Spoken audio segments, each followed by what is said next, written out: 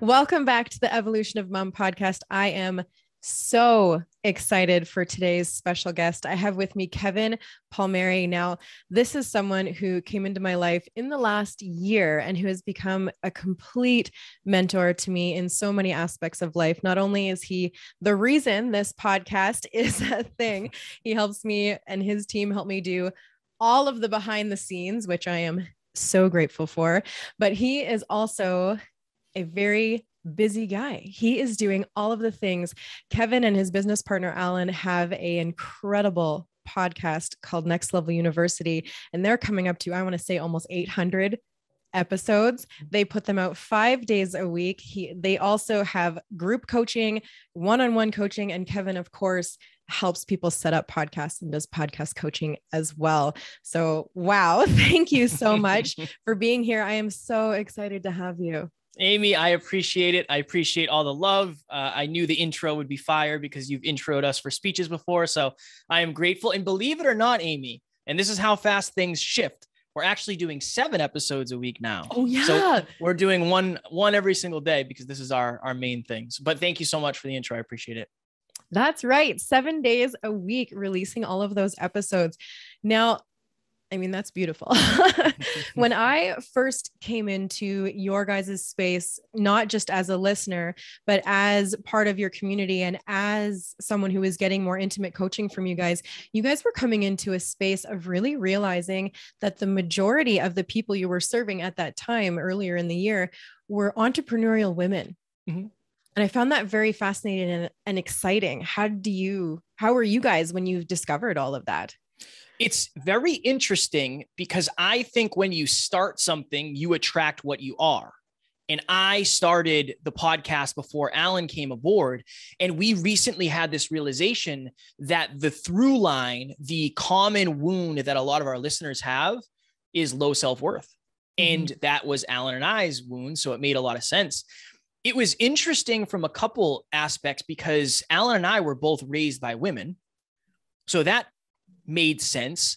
And it helped us understand women and the feminine at a deeper level. And I think it really helped us speak to different audiences.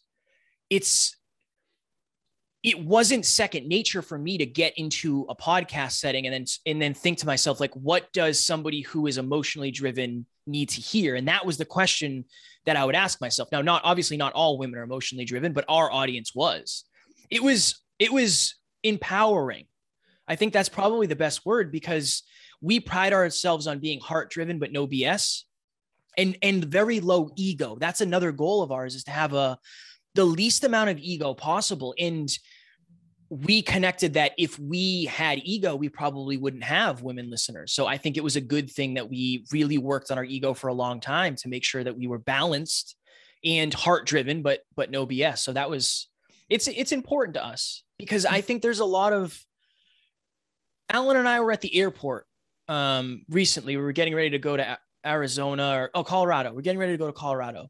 And there was this family. There was 3 children, a husband and a wife. And the dad was drunk at the airport and he was literally dragging him by the hand, like across the floor. And Alan and I both got very triggered. And I had to walk away because I was getting like very intense. And that was very hard for me to see because I don't want to be that kind of dad. And honestly, I don't want my partner to be in that kind of relationship. Now we all have our things, so I'm not making that wrong, but I could see that this woman wasn't happy. She was very miserable. And I don't want to perpetuate that. So there's that part of me. I grew up without a father. I was raised by my mother and my grandmother. And that's one of the reasons I just want to be a good man. And the fact that we've had a lot of women tell us we're good men, that means the world to me, genuinely. It is so, so beautiful to see because there is a stereotype around men and around women. And I think you guys have bridged that so beautifully to be very heart-driven, very low to no ego, or at least very aware of the spaces that you are. I know it's still an ever-evolving journey for all of us, but the all heart and no BS is very true. It's incredible. It's one of my favorite things about you guys, especially your holistic view of how everything affects everything else. You guys are very dedicated to helping people level up their life, love, health, and their wealth. And all of those things do affect one another. And so I do see why women coming in, who a lot of us are very emotional driven. So we connect to you on that level, but a lot of emotional driven women, entrepreneurs in general, need that mental state, that mental support as well, that kind of side. And so I do believe you guys bring in a beautiful aspect that way for guidance. Well, and I think it's a lot of it's strategy too.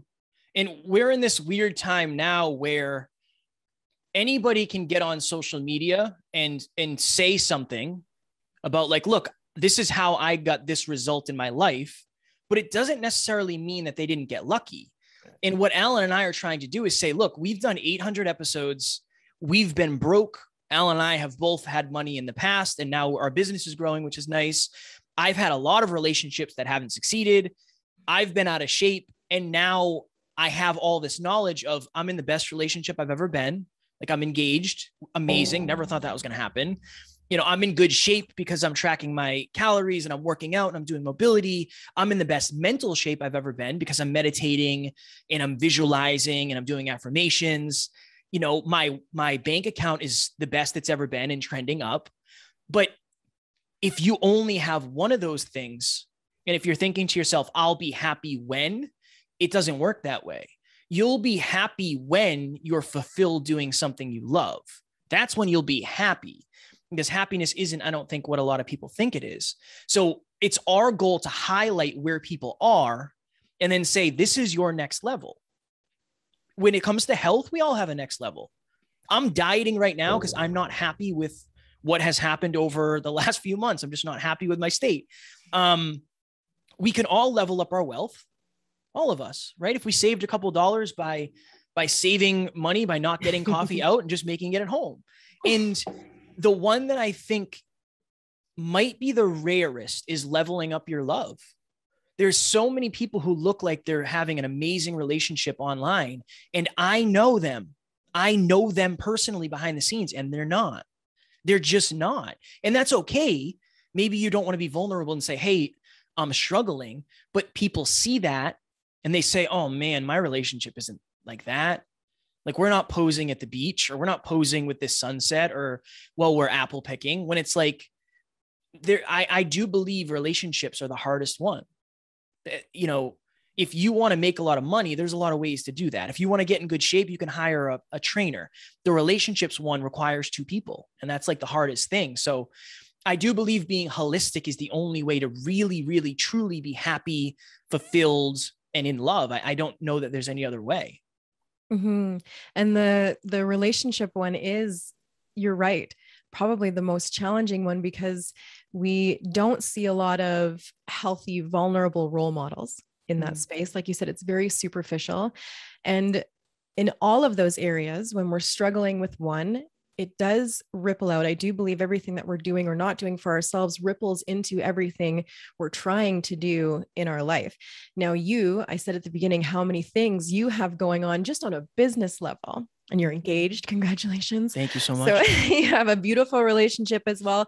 Now, do you have a self-care routine, or believe that self-care and making sure your cup is full, do you think that's very important and valuable to all of the things that you do?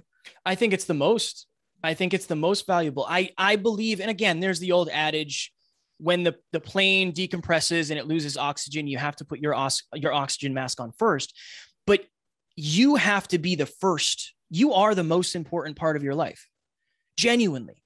And I think that you have to know that. You have to know that if your cup is not overflowing, you're not going to have much to pour from. And I know everybody's heard that a million times, and this is the heart driven, but no BS. Hearing it is one thing. Doing something about it is something entirely different. People can't get a hold of me on Sunday. Nobody can get a hold of me unless I decide. But my phone, I usually put it on the other side of the room. I'll get up and I'll work a couple hours in the morning, and then it's family day. I'm filling my cup. And I feel like there's a there's a hustle culture, but there's also like only do what you feel. And I think it's a middle ground of, last week I had the busiest week I've ever had. And we have a bunch of new potential clients, and I was on Zoom all week and I was in the gym. But when I got to Friday night, I was like, wow, that was a great week. Like, I feel so accomplished. I feel so proud. I feel so fulfilled. Saturday, I sat on the couch and watched fights all day. I watched mixed martial arts all day. Sunday, I had date night with my beautiful fiance, Taryn. That's a perfect week for me. I filled my cup on the weekends, maybe an hour and a half a night I take for R&R. And that's just, you got to figure out what your set point is.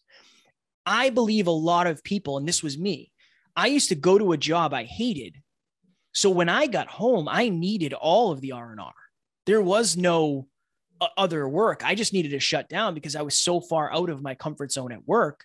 And I just believe that you really have to get right with prioritizing yourself, even especially if it feels selfish, because it might look selfish to people who don't do it, but that doesn't mean it is. It's selfish not to take care of yourself, because then you're actually taking away from the people that you're trying to serve, whether it's family, friends, significant others, your community, your business, whatever it may be. Yeah, I believe that so deeply. I believe that self-care really is one of the most selfless things we can do, especially as servants of other people, or as mothers, as parents, as anything. And we do tend to fall into a trap of, well, I have to constantly serve others without that service of myself. But then you're giving from this space of emptiness. You're not giving from that space of fulfillment. And you're right, there is, an overcorrection on both sides. There's that hustle, and you're doing things that maybe aren't filling your cup and are in more of an unresourceful state. You're working too hard, you're doing too much. But then there's also this like toxic positivity side, where you're chasing too much pleasure, chasing, avoiding any kind of pain and discomfort. And I do believe that there is this toxic positivity. And I think as emotionally driven as I am, and someone who knows a lot of emotionally driven people, there's a hard balance on this end of the toxic positivity and that lack of self-service. It's hard because you don't ever want to kick somebody when they're down, and you never know what somebody is really going through. But me telling you it's okay to play small doesn't serve you. If you decide you want to be anything, whatever it is, it is what it is. If you say, I want to be a stay-at-home parent, awesome. Love it. 1,000%. Awesome. I want my fiance, future wife, to be a stay-at-home parent. I want her not to have to go to a job. It's one of the reasons I work so hard. But that doesn't mean you can't improve at that. See, it's not just about what you're doing. It's about how you're doing it. And I do believe it's like, I was correcting you when we got on this interview. I said, hey, Amy, do you have headphones? I could very easily just say like, no, everything's totally fine. Like, don't worry about it. It's no big deal. And is it a huge deal? No, but there's always a little bit of room for improvement. And you're not serving anybody if you're only sugarcoating the stuff. You're not serving somebody if you don't tell them the truth. Because if you don't tell somebody the truth, the law of attraction doesn't work, because you're not filtering out what you should be filtering out, and you're not attracting in what you should be attracting in. And I think that humans are not good filters. So I don't know about you, but we have a Brita where we put our water in and it filters all the stuff. Humans aren't good at that, because we don't want to let go of things that we have emotional attachments to, even though logically they don't serve us. So just going back to what you said before, if you find yourself struggling to keep your cup filled, one word, you have to lean into boundaries. Because if you don't set boundaries, other people set them for you. And if other people set them for you, you end up doing that. Saying no is more important than saying yes. And I appreciate how you said, I'm busy and there's a lot of things going on. I'm very grateful for that. Saying no right now is just as important as saying yes, because there's going to be a lot of opportunities and a lot of a lot of pulls on my attention and a lot of shiny objects, but I have my boundaries of speaking, podcasting, coaching, consulting, relationship, fitness. That's kind of it. I'm not really interested in much else. So anybody watching or listening, if you find yourself being pulled and you're reactive instead of proactive, boundaries is the word. It's difficult. For sure, it's difficult, but just start small. I tell people, and I know this isn't the most positive thing in the world, but if you have to tell a white lie at the beginning to set a boundary, do it. Do it. I know I can't stay past noon. I have a call at 12:30. That's okay. That's okay. I've done that. Mm-hmm. And now I just go in and I say, look, I have to be out of here at this time. It just is what it is. Like, do you want me to come or not? Yes. Okay. I have to leave at this time. I do. I have other things to do. And people respect you more eventually. They might not right away, but they will when you stand up for yourself. The people who are used to knocking you down will respect you, or they will leave when you start standing up for yourself. And honestly, if they leave, they're supposed to. Yes. Yes. Boundaries are huge. And like you said, it's like a muscle. It's one that we have to start building slowly. So yeah, I do believe in saying what you need to say to build up to, instead of saying, oh, I'm sorry, and giving all these excuses and reasons, to being like, I'm sorry, I can't today. Or not. I actually love getting people evolved into being without the I'm sorry. Mm-hmm. Is the big one, because you're not sorry. This is what's serving you in this moment. This isn't serving you in this moment. And you go with that. But creating boundaries, yes, as a serving soul, as a mother, as a woman who loves to constantly go all over the place, setting boundaries has been huge for me. That's one of the greatest skills I'm going to say I've learned this year. And it is very challenging to set boundaries with your loved ones. Absolutely. What was the hardest boundary for you to set? Ooh, I think with the people closest to me. So like my parents and my spouse, even Chris. And those were conversations. The conversation with Chris was easier to be able to say, hey, this is what I'm working on. And so I'm going to verbally express to you as much as possible that these are the boundaries I'm setting and these are the goals that I have. And, I would love to be able to be in more communication with that with you. And so that's, because I'm with him every day. And then, parents are a whole different thing. You kind of just have to set them and see what happens. Yeah. And so boundaries, yes, for fulfillment. I also believe that passion and purpose also help fill that space of fulfillment, because if you're doing all of these things that aren't filling your cup in a sense of purpose and passion with boundaries, I think those two are very compatible, important together to have that fulfillment. Yeah. I remember one of the stories I tell is I was broke as a joke. I was living with my best friend at the time. I was paying $500 a month rent, living in his house with him. It was awesome because we were both grinding and we were both entrepreneurs. But I remember one day he was out of the house and I was walking around the kitchen. And for the first time in my life, I was genuinely happy with the person that I was. I didn't have any money. The business wasn't going well. We didn't have a lot of podcast listens, but I felt like I was on purpose. For most of my life, I lived unconsciously. I was just kind of all over the place, doing what felt right and wondering why I went to bed wanting more. And when you are on purpose and you're in alignment, you're not living by accident. And that is what fulfillment is. Fulfillment is you knowing you're on the right path towards what your intuition wants you to have. And again, that's deep and there's layers to that. But I can tell you that I had the 6-figure job and the sports car and the girlfriend and all the things, but that didn't make me happy. I think that actually made me more miserable because I thought I would be happier.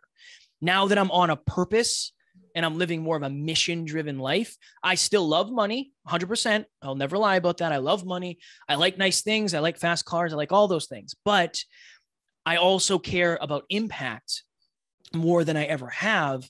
And I also understand that the path to the car that I posted on my story today, which is $200,000, the path to that is me getting better as a man, getting better as a leader, as a speaker, as a podcaster, as a coach. I don't expect to get those things. I want and desire and intend on becoming the type of person who can attract and sustain those things. And I think that's the difference, is that's just part of my journey. That's part of my purpose. So when you live a purpose-driven life, everything is different. Mm-hmm. Everything is, because you attract things in your life that you never would have before. Different opportunities, different yeses, different no's. And then even to tie that into boundaries, if I want to be a positive influence, that right there limits the amount of things I'm going to do. Right. And then it gets to the point where I want to be a positive influence to other leaders. Then I have to hone it again. And I want to be a positive influence in corporations. So your calling, your purpose, your desire, your ambition, that helps you set boundaries for you, because then you have the excuse of, I can't go out drinking on Friday. I have a coaching call at 9 a.m. on Saturday. That's part of my purpose. And going out and drinking probably isn't, or maybe isn't. It might be for you. Mm-hmm. Yeah. And I'm a deep believer in that. It is very individualistic to us. What is our fulfillment path? What is our passion, our purpose? Like you said earlier, it might be that stay-at-home mom and be that most fulfilled, the best version of you, stay-at-home mom. And there are always ways to get to that next level of that as well. Going back to what you said earlier about how people can fall away if they're meant to. Something that I have really noticed about you and Alan and everything you guys do is that you put so much value in the person people are becoming. Mm-hmm. You want to know who they are now, absolutely, understand where they come from, but the most weight and the most value that you have is for the people that they're becoming and the people that you can see them becoming and the people you can help them get to. How do you recommend people find those kind of people in their life? Those are the kind of people you want influencing you. You want in your, close 5 people who can celebrate you and want to support you and love the boundaries you set on becoming that version of yourself, instead of spending a lot of time with the people who, as you grow, constantly say, oh, you're changing. Oh, you've changed. What happened to, and they get all nostalgic and they like to keep you here. I think you have to create a void. I believe the first step is creating space for something better to fill. When Alan and I said, you know what, we really want to grow this business, I said, okay, I have to stop doing mindset coaching so I can do more podcast coaching. I've gotten more clients in the last 2 months than I got in the previous 2 years. Why? Because I created space. Now, I prospected and I did a lot of other things. It's not just because I said, hey, I want more clients, right? And I think that's an important distinction. I think we all know somebody like that. We all have somebody in our life who maybe at one point we looked down upon because they were so positive and they shared these quotes and they were talking about the law of attraction and Tony Robbins and whatever it may be, self-improvement. But now that it feels appropriate, I think it's time to get out of your comfort zone and try to start a conversation. Because you have to think about it like this. You're most likely not going to be seeked out by these people because they don't know that you exist yet. But if you see somebody as a shining light, you have to reach out and tell them. That's how, I don't know how you found us or how we found you. I don't know, but I'm assuming somebody reached out to somebody and then it just kept filtering in and magnetizing in. And now we're as close as we are. Our entire team, we have a 13-person team. And out of those 13 people, 11 of those people messaged us and said, hey, I love the show. What can I do to help? And now they're on the team. They saw something that they were attracted to and they had the courage to say, hey, I feel like there's something for me here. How do I become a part of this? Humility is so important. We had somebody message us and he said, I'd love to be on the team. What does it take to be on the team? And we're like, let's hop on a call. We'll get to know you. We'll see what you can do here. And the question I asked him, I said, what are you really good at? Like, what can you help us with? And he said, honestly, I'm not really good at much, but I'm willing to work really hard. You know what he's good at? He's good at humility. He's good at humility. And that's what I value in humans because that's something I really try to practice. I think you have to seek them out. Where would they be? What Instagram profiles would they follow? What shows would they be at? What books would they read? It's interesting because now is the easiest time ever to meet new people, but it's also kind of hard because we're leaning so heavy into technology that we don't really know how to, not, we don't know, but we struggle sometimes to build new relationships. But I would ask yourself those questions. Where would these people be? What Facebook groups, what Instagram pages, what book clubs, what restaurants, what networking events, what conferences? That's what I would say. And then have the courage to approach somebody and start a conversation you'd never have the courage to do in the past. And social media makes it a lot easier than you might think. Yeah. So making sure that you know where you're going and who's going to align with that person.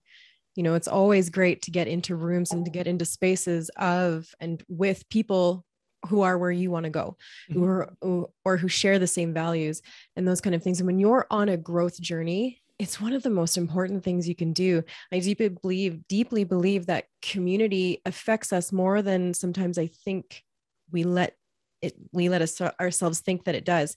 And you've heard that we are the average of the 5 people you spend the most time with. So where you're going and your goals, who are those people? Yeah. And those were some great tips on how to find them.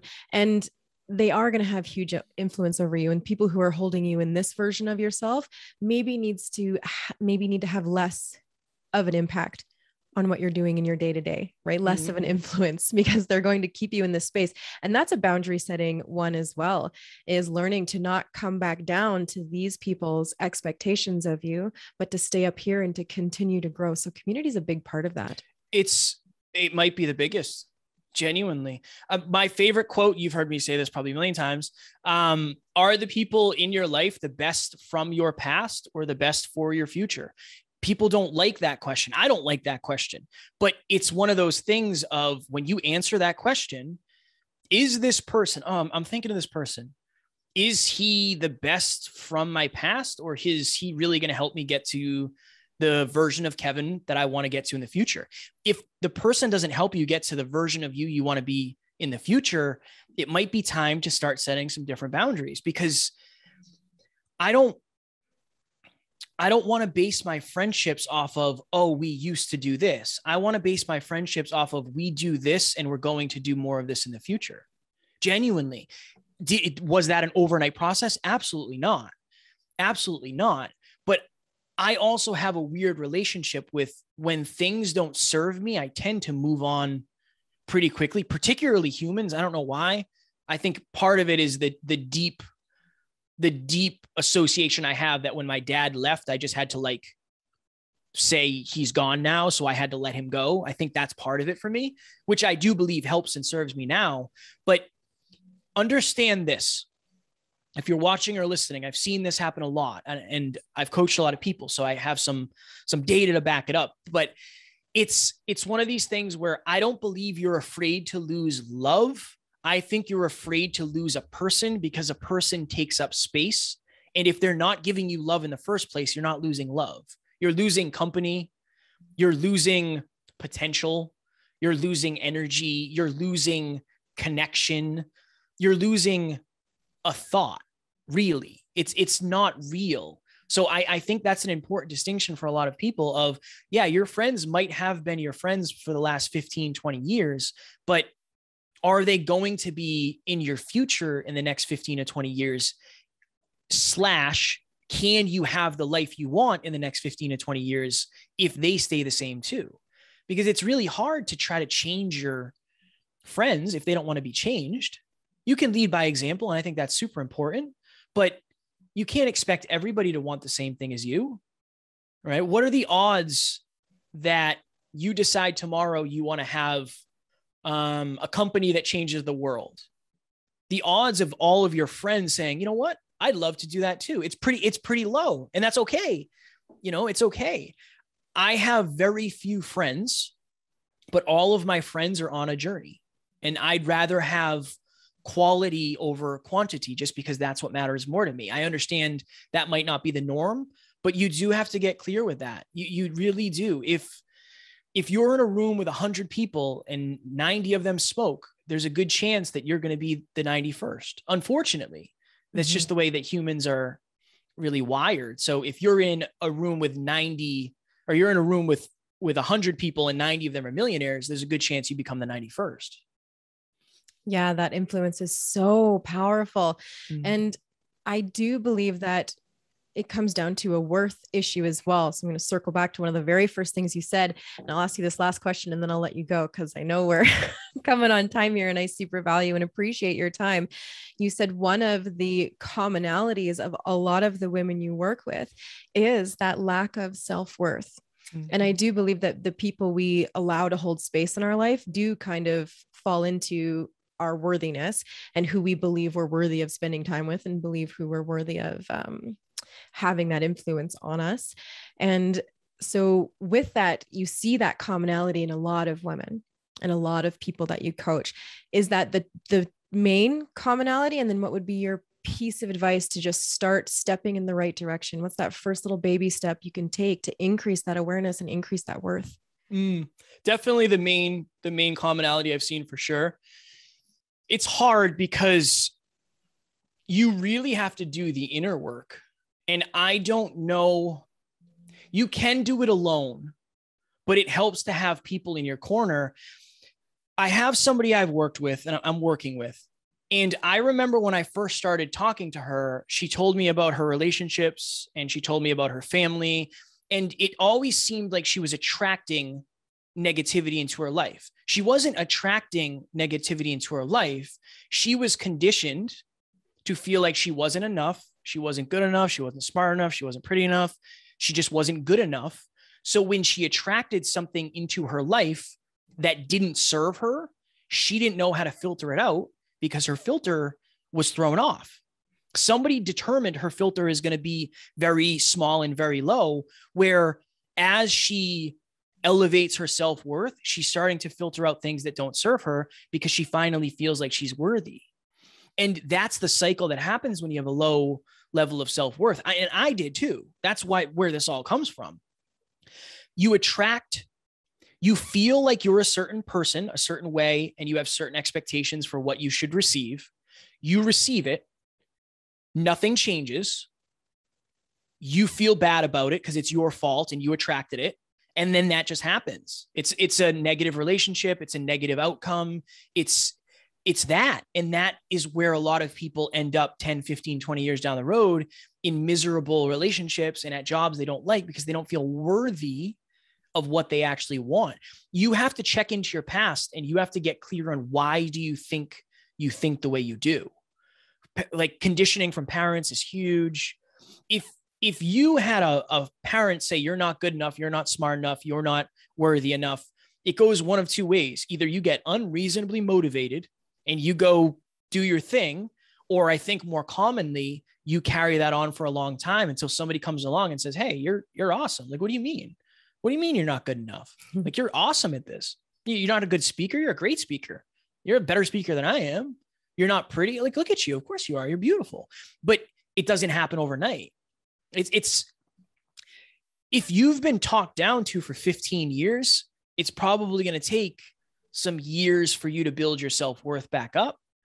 So I think some easy ways to do it are start making and keeping promises to yourself. If you say you're going to do something, even if it's hard and it sucks and you don't want to do it, go do it because you're going to feel grateful and you're going to feel good about yourself after. You have to keep the promises that you're making to yourself because odds are if you have low self-worth, a lot of people in your past have broken the promises that they made to you.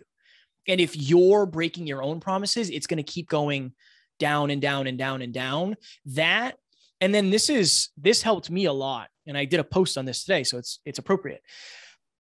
Understand that your relationship with failure can have some tweaking. I have failed more this year than I have in my entire life, but I've also succeeded more because failures are not final, they're lessons. Failure is just a hint at what not to do next time. And I know it sounds cliche and it's probably like, oh, that's what every book says, but it actually is real when you start adopting that growth, fail forward mindset of, I'm sure I screwed something up on here that I'm going to do better next time as long as I look back on this. And when you get out there and do stuff, understand that even if it goes horribly wrong, you can show up again the next time and it'll be a little bit better. It'll be a little bit better. Last thing I'll say. One of the things I always say when I'm talking to somebody who has a low self-worth, and we've talked about it, is I say, do you know how I know that you can succeed? Because I don't have any of your limiting beliefs. I just see what is. I don't see what was. I only see what is right now. I don't understand your limiting beliefs because I don't live with them. I live with my own, of course. And then it's that of just positively reinforcing that those are probably not correct. Last thing, I promise. Somebody recently I was talking to, and I said, I mean this with all the love in the world and no ego. Your parents are wrong. Your family is wrong. Everybody who made fun of you for the last few years is wrong. Do you know how I know that? Because I'm right. Do you know how I know that? Because you want to do what I'm doing. You want to be a speaker? Cool. I can help you. You want to be a coach? Cool. You want to be an entrepreneur? Cool. Does anybody else that has talked down to you have the life that you want? No. Then they're probably not the people you should be taking advice from. And again, easier said than done, but that's what I would end with. Yes, easier said than done, but oh my goodness, do not take advice from people you would not trade places with. It's one of the greatest mind shifts that was ever delivered to me was that simple sentence. Don't take advice from people who you wouldn't trade places with. And everything you just said really kind of comes back to who's speaking life into you, and are they in this space of where you're going, like we talked about earlier, or are they in this category of where you are, where you've been, where maybe they're holding you back in that space? This is where you want to be. These are the people you want speaking life into you. And I am just so grateful that you are one of those people for me. Learned so much from you, from Alan, from your whole community. So thank you so much for everything that you guys do. And I would love to hear a little bit more, or let you share a little bit more of how people can find you and hear about what it is that you do. So lay it on them. Of course. Well, thank you again. I appreciate it so very much. Next Level University. You can look us up. We're on all the podcast platforms. All of our episodes are on YouTube as well. nextleveluniverse.com is our website. And if you are a podcaster out there listening right now and you want help with your show, reach out to me. I'm happy to hop on a totally free call to help. That is my jam. That's what I love doing. We have almost 800 episodes coming up on 500,000 downloads, and we are a multi-six-figure business from the podcast. And that's just a rare thing. So I've been studying this for a long time, and I failed forward enough to help you avoid some of the failures I have made. So I'd love to help if I can. You guys do an excellent job. Thank so you. If you are looking to level up your health, wealth, life, and love, you need these guys in your life. Their podcast alone is one of the most life-changing things that I've done and listened to regularly over the last year. It's been incredible. So thank you so much. I appreciate your time. Thank you all for listening, and we'll see you next time. Bye. Bye.